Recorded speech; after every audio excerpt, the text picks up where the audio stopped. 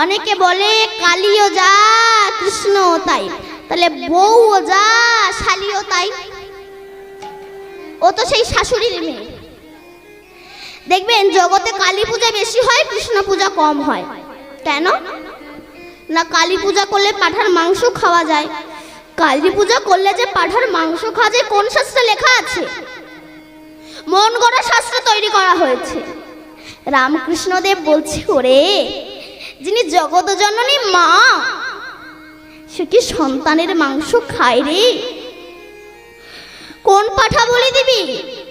তোর হৃদয়ে ৬টা পাঠা আছে। এরা কৃষ্ণ বিদ্বেষী।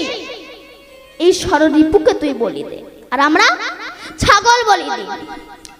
আমরা মায়ের কাছে পূজা করে বলি, মা ধনং দেহি, যশং দেহি, পুত্রং দেহি, বিদ্যাং দেহি, বুদ্ধিং দেহি। কি করে দেবে সে? তারই একটা কাপড়ও জোটে না। তত্ত্ব কি বলছে? ধনং দেহি। কোন ধন? মা তুমি আমায় এমন ধন দাও যে ধনের দ্বারা যেন আমি সাধুগুরু বৈষ্ণবের সেবা দিতে পারি। দেখবেন পয়সা জগতে সবার আছে, সবার পয়সা কিন্তু গোবিন্দ সেবায় লাগে না। এই যে আজকে এত বড় হরিবাসর হচ্ছে, কমিটি যখন লোকের দাঁড়ে দাঁড়ে ভিক্ষা করতে যায়, জগতে কিন্তু অনেক মানুষ আছে 10,000 টাকা দান করতে পারে, 500 টাকাও দেয় না। 100 টাকা ঠেকিয়ে বলে, এবারে এটাই নাও, তোমার কাকার শরীরটা খুব অসুস্থ। কেন? তোমার টাকা ডাক্তারে খাবে, কুকুরে খাবে, তোমার টাকা ভগবান সেবাই লাগবে না। সবার পয়সা ভগবান সেবাই লাগে না। বিদ্যাং দেহি। মা তুমি আমায় এমন বিদ্যা দাও যে বিদ্যার দ্বারা যেন আমি শাস্ত্র গ্রন্থ রচনা করতে পারি। পত্নীং দেহি। মা তুমি আমায় এমন একটা পত্নী দাও সে যেন না বলে চলে একটু মিঠুন চক্রবর্তীর বই দেখে আসে, সে যেন বলে চলে একটু হরিনাম শুনে আসে। মা কালী উলঙ্গ হয়েছে। কোন উলঙ্গ?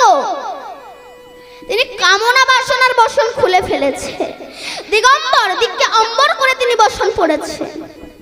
কামনা বাসনার বসন খুলে ফেলে মুক্ত অঙ্গে রাস্তায় রাস্তায় কৃষ্ণ বলে বেড়াচ্ছে। হরিব। সেই মাকে পূজা করে বলো, মা তুমি যেমন মুক্ত অঙ্গে রাস্তায় রাস্তায় কৃষ্ণ বলে বেড়াচ্ছ, আশীর্বাদ করো আমিও যেন কামনা বাসনার বসন খুলে ফেলে মুক্ত অঙ্গে রাস্তায় রাস্তায় কৃষ্ণ বলে বেড়াতে পারি। নিতাই গৌর হরি বল।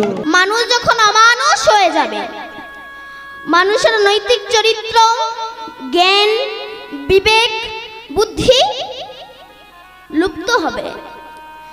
মানুষের স্বভাব দেখে পশু পর্যন্ত লজ্জা পাবে। এই কলিকাল। বাবা মাকে ভাত দেবে না, বাবা মার বংশের সঙ্গে